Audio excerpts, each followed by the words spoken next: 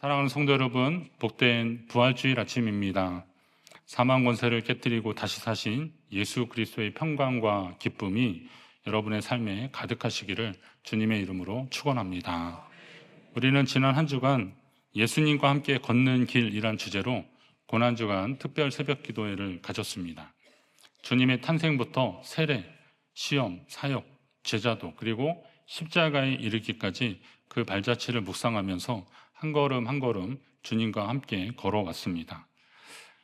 여러분, 길을 걷다 보면 반드시 만나는 질문이 있습니다. 이 길 끝에는 무엇이 있을까? 좀 생소한 길이라면 특히나 더 그렇습니다.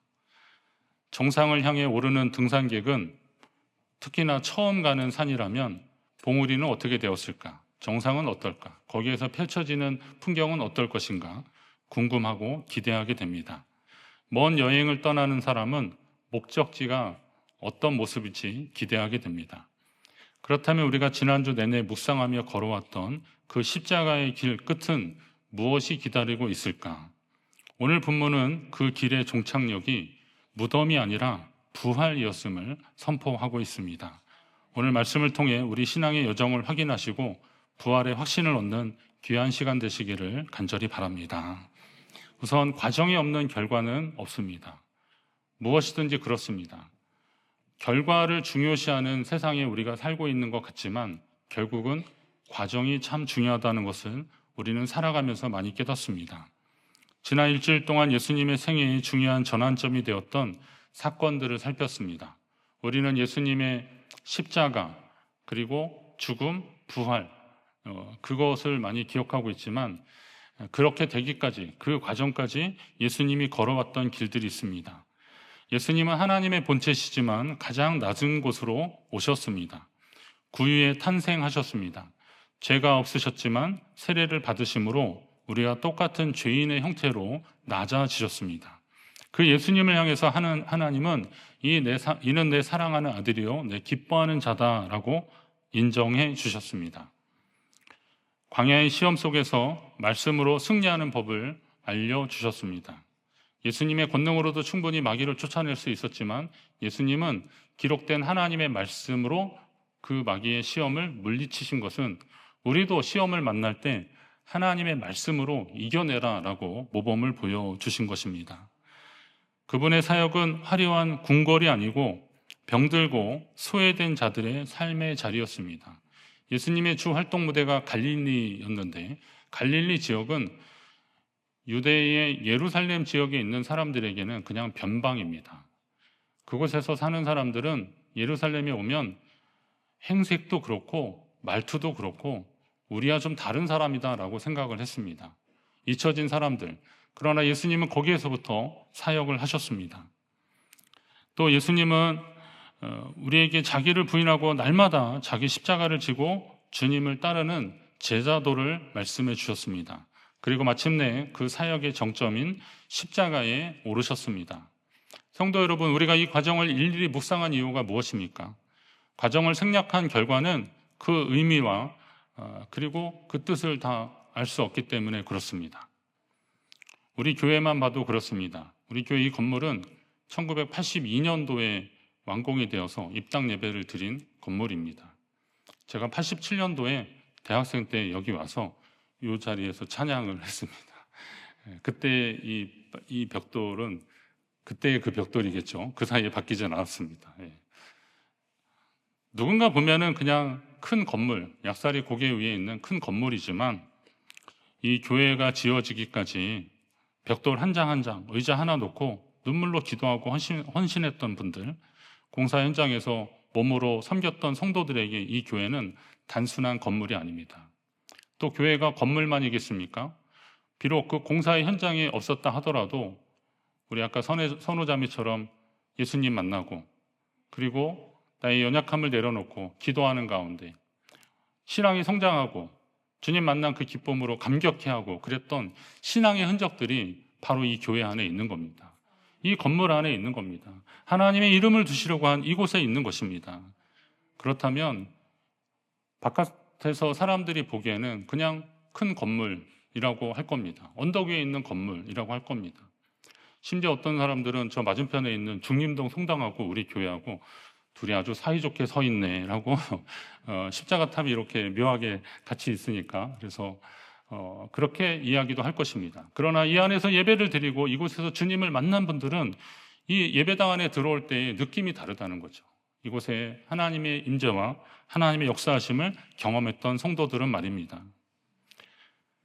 부활도 마찬가지입니다. 십자가의 처절한 고통과 무덤의 침묵을 통과하지 않은 부활은 그냥 매년 돌아오는 절개 행사에 불과할 것입니다.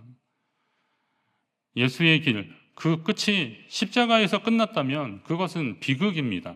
그러나 십자가를 통과했기에 부활은 역전의 승리가 되는 겁니다. 십자가를 깊이 묵상한 사람만이 부활의 아침에 터져 나오는 환희를 진정으로 느낄 수 있습니다.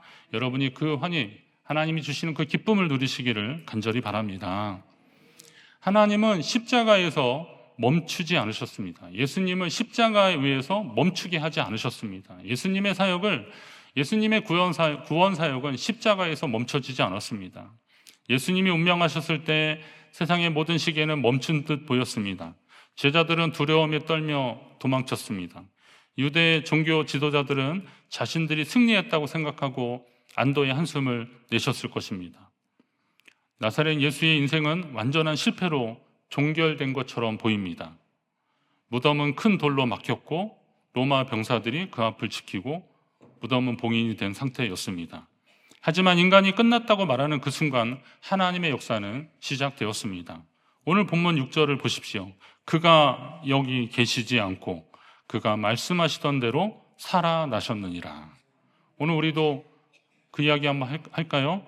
그가 여기 계시지 않습니다. 여기 말고요. 그 여기는 어디를 말하는 거예요? 무덤에 예수님은 더 이상 계시지 않습니다. 그분은 어떻게 하셨다는 겁니까? 어떻게 하셨다는 거예요? 그가 살아나셨습니다. 옆에 분하고 한번 인사합니다. 전하십시오. 주님이 살아나셨습니다. 할렐루야. 이 한 문장이 인류의 역사를 바꾼 겁니다. 십자가는 종착역이 아니라 정거장, 아까 말씀드렸던 과정이었다는 거죠. 죽음은 끝이 아니라 통로였다는 겁니다. 하나님은 예수님의 길을 무덤에서 끝내지 않으셨습니다. 우리는 땅에 심긴 씨앗을 보고 죽었다고 합니다. 흙으로 덮이니까 모든 것이 끝난 것 같이 보일 수도 있습니다. 땅 밑에서 썩어가는 것을 보고 우리는 끝났다고 하죠. 근데 보니까 그 껍데기나 이런 것들이 그 안에 있는 핵을, 그러니까 이 씨앗이 자라나는데 양분 역할을 하더라고요. 생명의 원리입니다. 씨앗이 땅에 묻히는 것은 썩어 없어지기 위함이 아니라 새 생명을 틔우기 위한 심기용입니다. 예수님의 십자가는 인류의 구원을 위해서 심겨진 거룩한 씨앗과 같습니다. 사랑하는 성도 여러분, 이것이 오늘 우리에게 소망이 되는 이유입니다. 우리 인생에도 십자가와 무덤 같은 순간이 올 수 있습니다. 열심히 살았는데 하던 일이 잘 안 되고 정말 무너질 때가 있습니다. 평생을 헌신했는데 주일에 열심 냈는데 건강을 잃을 때가 있습니다. 지난해하고 올해 초에 유독 그 담임 목사님이나 원로 목사님, 담임 목사님, 현직 목사님이 돌아가시면 우리 같은 이렇게 교단에서 문자를 보내주거든요. 근데 제가 알만한 분들도 많이 돌아가시고, 그리고 잘 모르시지만 비교적 젊은 나이에 돌아가시는 분들도 꽤 계시고 그러더라고요. 평소에 주일에 힘썼는데 이렇게 갑자기 새벽기도 가려고 깨웠는데 안 일어난 거예요.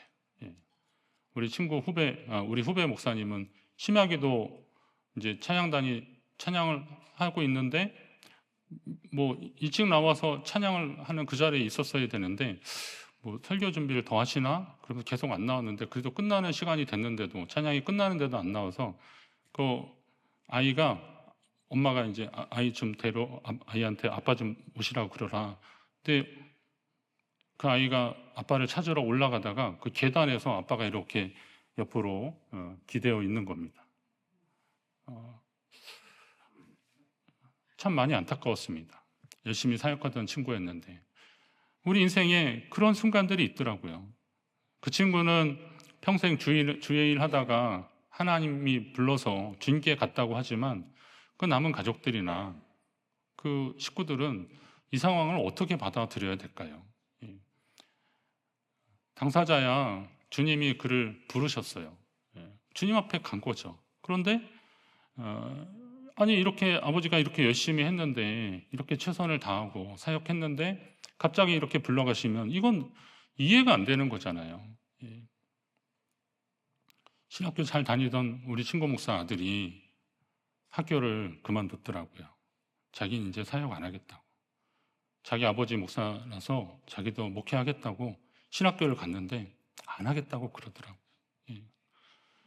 아마 우리는 그를 위해서, 그 영혼을 위해서 기도하고 있습니다. 조금 시간이 걸리더라도 그 영혼을 하나님이 다시 붙드시고 또 회복시켜 주시기를 위해서 기도하고 있습니다. 그러나 그런 현실을 맞이한다는 것은 굉장히 어려운 일입니다. 무너지는 일입니다. 믿었던 사람들에게 배신당했을 때는 또 어땠을까요? 내가 그를 정말 아끼고 사랑했는데 그에게 배신당했을 때, 또 기도의 응답이 보이지 않아서 무덤 같은 침묵 속에 갇힐 때가 있습니다. 사방이 벽으로 있어서 캄캄해서 아무것도 못하고 꼼짝 못하는 그런 순간들, 우리는 절망하면서 말합니다. 아, 이제 다 끝났구나. 세상은 우리에게 그렇게 말하라고 합니다. 이제 다 끝났다. 그러나 부활의 주님을 바라보십시오. 하나님 말씀하십니다. 끝이 아니다. 내가 너를 다시 일으키리라 라고 말씀하십니다. 여러분의 인생이 지금 어두운 터널 속에 있습니까? 그것은 막다른 골목이 아니라 부활로 가는 과정이라는 것을, 부활의 승리로 가는, 영원한 생명을 향해서 나아가는 과정이라는 사실을 믿으시기 바랍니다. 우리 유명한 영국의 처칠 수상이 자기 장례를 준비하는 과정에서 이제 자기 생애가 다 된 걸 알고 그러면서 장례를 준비하면서 부탁을 한 게 있답니다. 그건 뭐냐면 그 이제 국왕이나 이런 수상이 이제 장례를 치르는 거니까 영국의 그 세인트 폴 대성당에서 장례를 치르는데, 그럴 때 장례식이 끝날 무렵에 성당 한쪽 높은 곳에서 한 나팔수가 치침나팔을 불어달라고 했답니다. 예. 치침나팔, 우리 군대 가신 분들 알잖아요. 그 이렇게 딱 누워 있으면 그 이렇게 구성진 소리 있습니다. 약간 구슬픕니다. 집 생각하면 막 눈물도 날 정도의 그런 잔잔한 애잔한 음악이 있습니다. 근데 처칠이 2차 세계대전에 승리를 이끌었던 지도자였지 않습니까? 그런데 영국 그 병사들이, 전사자들이 이렇게 왔을 때 그들이 장례를 치를 때 울렸던 그런 소리도 이 치침나팔 소리였다는 겁니다. 근데 그 소리를 함께 들려주라는 겁니다. 그리고 나서 그 소리가 끝날 무렵에 반대편 높은 곳에서 다른 나팔수가 기상나팔을 아주 우렁차게 불어달라고 했다는 겁니다. 정말 그랬나 그랬더니 진짜 그랬다고 이렇게 기록이 있더라고요. 자, 그랬다는 겁니다. 기상나팔 그 트럼펫 소리 아시죠? 예. 그 소리가 나면 정말 이불킥 해야 됩니다. 안 하면 이상할 정도로 벌떡 일어나야 됩니다. 처칠이 끝까지 영국 시민들에게 주고 싶었던 말이 뭐겠습니까? 우리의 죽음이 끝이 아니다 이거죠. 우리가 주님 안에서 새로운 시작이 바로 이 순간이다. 이것을 온 세상에 선포하고 싶었던 것입니다. 세상은 십자가를 보며 치침나팔을 불겠지만 하나님은 그 자리에서 기상나팔을 불어주실 줄로 믿습니다. 주님 손잡고 다시 일어나는 역사가 여러분 가운데 있기를 간절히 바랍니다. 그리고 부활은 끝까지 동행한 자가 경험하는 신비입니다. 부활은 끝까지 함께한 자들이 경험하는 신비입니다. 본문에서 부활절에 부활의 첫 증인이 된 사람들 누구입니까? 당시 사회적으로 영향력 있던 권력자들이 아니었습니다. 대단한 신학 지식을 가졌던 서기관들도 아니었습니다. 그냥 여인들, 당시로서는 이런저런 편견으로 약간 주목받지 못했던 여인들, 안식구 첫날 슬픔과 두려움을 뚫고 주님의 무덤을 찾아갔던 여인들, 그 무덤을 맡고 있는 그 무거운 돌을 누가 옮겨줄지도 상상도 못하고 일단 그냥 그 곁이라도 한번 가보자라는 마음으로 갔던 그 연약한 여인들이 부활의 첫 증인이 되었던 겁니다. 종려주일에 호산나를 외치며 자신들의 겉옷을 깔았던 그 수많은 인파, 여러분 아실 겁니다. 그들은 기적을 보고 환호했습니다. 병자를 고치고 죽은 자를 살리고 오병이어로 5천 명을 먹이는 주님을 보고 환호했습니다. 그러나 그 예수님이 체포되시고 채찍에 맞으실 때 그들은 보이지 않았습니다. 오히려 그를 십자가에 못 박으라라고 성난 군중의 소리 가운데 있었습니다. 왜 그렇습니까? 그들은 예수님을 이용하려고만 했지 동행하려고 하지 않았습니다. 끝까지 주님과 함께 하려고 하지 않았습니다. 부활은 머리로만 아는 정보가 아닙니다. 삶으로 나타나는 경험이라는 사실을 알아야 됩니다. 오늘 우리가 이렇게 부활의 사건, 부활의 소식 이야기를 하고 그것을 믿는다, 믿습니다 라고 할 때 그 믿음은 삶으로 이어져야 하는 것입니다. 겨울철에 이런 공지천이나 이런 의암호에 보면 풀이나 나무들이 있지 않습니까? 특히 나무들은 낙엽 다 떨어뜨리고 메말라져 있습니다. 마치 죽은 것과 같습니다. 그런데 제가 어제 산책하느라고 잠깐 가봤어요. 공지천에 벚꽃이 아주 만발합니다. 오늘 한번 가십시오. 몇 해 전에 우리 허영 집사님 거기서 만났어요. 거기서 인사하고 계시더라고요. 많은 사람들이 막 다니고 있더라고요.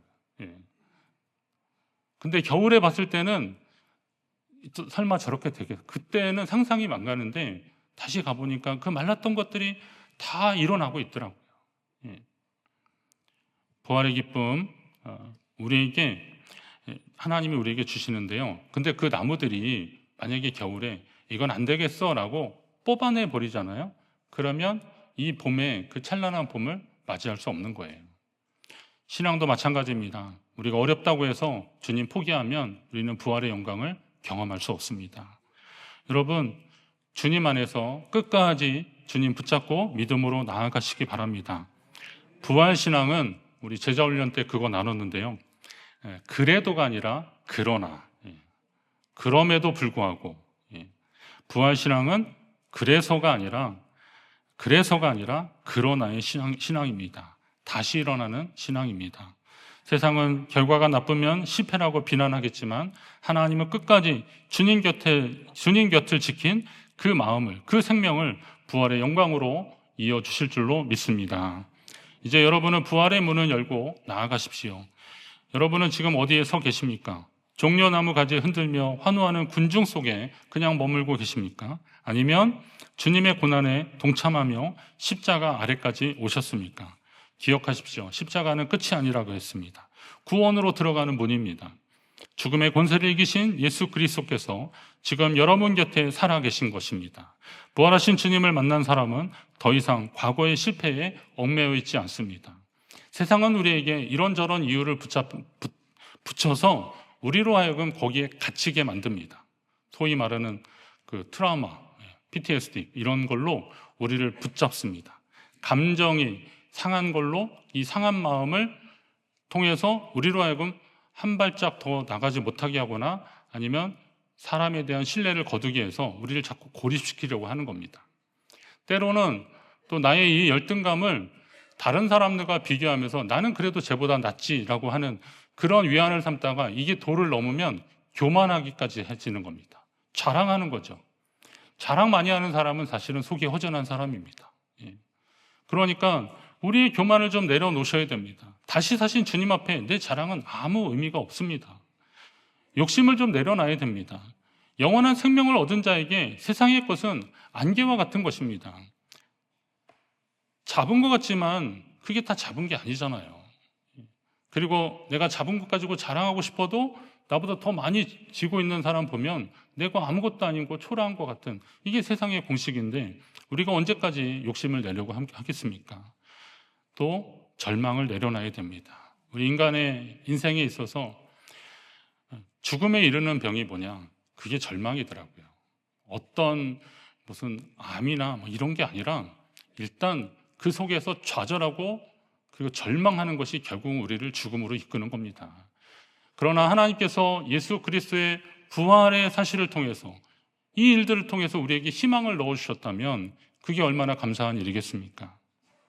사역을 하면서 성도님들 신방을 많이 하는데 병원 신방할 때 참 어렵습니다. 특히나 호스피스 병동에 계신 분들, 요즘 코로나 이후로는 호스피스 병동에 거의 들어가기 힘들고 거의 그냥 임종을 앞둔 그 시점에서 가족들 다 모이라고 할 때 그때나 좀 들어가는데, 예전에는 그래도 좀 이렇게 자유롭게 들어갈 수 있었고, 특히 목사라 그러면 좀 어느 정도 웬만하면 보내주시고 그랬는데, 제가 어느 집사님이 좀 어렵다라는 소식을 듣고, 그리고 그 호스피스 병동에 서울에 있는 강남 쪽에 있는 병원이었는데 거기를 갔습니다. 근데 제가 가면서 내내 고민했습니다. 어떤 말씀으로 위로를 주고 어떤 말씀으로 힘을 드릴까. 세상적으로는 뭐 다 가망이 없다 그러는데, 그런 가운데서 사실 수 있다라는 그런 소망을 주는 것이 이게 어떤 의미가 있을까. 혹시 또 그렇다고 해서 그거 인정하면 또 믿음 없는 모습이 될 것 같고, 너무 복잡했습니다. 너무 힘들었습니다. 그래서 그냥 뭐 이런저런 좀 답답한 마음을 가지고 그 병실을 문을 열었는데, 거기가 한 4인실인가 6인실인가 그랬는데요. 아니나 다를까 거기 느낌이, 거기에 이렇게 좀 어두운 그런 느낌들이 있습니다. 이렇게 제가 들어가니까 어떤 분이 저를 이렇게 쳐다보는데, 초점이 없이 그냥 이렇게 쳐다보는 그런 눈빛, 이런 것이 좀 제가 안 그래도 부담이 됐는데 그랬습니다. 근데 이렇게 커튼 옆으로 그 집사님이 있는데 이렇게 탁 걷는데, 그 집사님이 저를 향해서 이렇게 환하게 웃으시는 거예요. 예. 환하게 웃으셨어요. 제가 이런저런 권면을 하고, 그리고 나서 기도를 해드리고, 그리고 나왔습니다. 나오는데 그 집사님이 저한테, 목사님 안녕히 가세요. 천국에서 만나요. 그러는 거예요.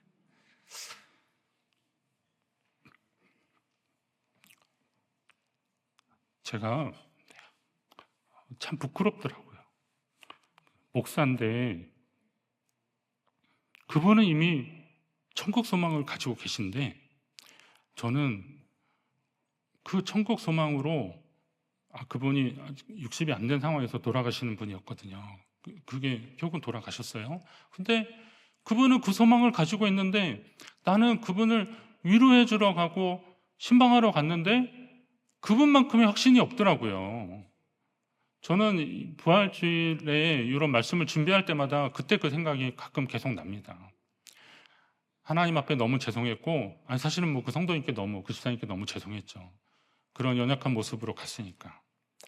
물론 뭐 그렇다고 해서 부활이 있으니까 우리는 아무 염려 없어 막 이렇게 무조건 사실하는 게 아니지 않습니까? 그러나 우리에게 그런 생명이 있다는 것, 그런 소망이 있다는 걸 우리가 안다면, 오늘 이 땅에서 생명 없는 것에 너무 마음 두지 마십시오. 너무 세상적인 것에 너무 관심 갖지 마십시오. 여러분의 삶 가운데 하나님이 주시는 것들을 바라보고 믿음으로 나아가십시오. 부활절을 기념하는 종교인이 아니라 날마다 내 삶 속에 부활의 능력을 경험하는 진정한 그리스도인으로 사셔야 한다는 겁니다. 끝이라고 느껴지는 그 자리가 하나님의 시작의 자리라는 것을 우리는 선포할 줄 알아야 됩니다. 담대하게 세상으로 좀 나아가십시오. 그 문을 열고 나가십시오. 우리 모두가 주님 다시 오실 그날에 영광스러운 부활의 몸으로 주님 앞에 서게 될 것을 믿으십시오. 이것을 확신하시고, 이제 여러분이 이 승리의 소식을 전함으로, 또 그런 소망을 가진 자답게 우리를 더 깨끗하게 하고, 그리고 하나님 앞에서, 세상 앞에서 하나님의 자녀로 살려고 힘쓰는 저와 여러분, 이 부활 아침 다짐하시기를 간절히 바랍니다.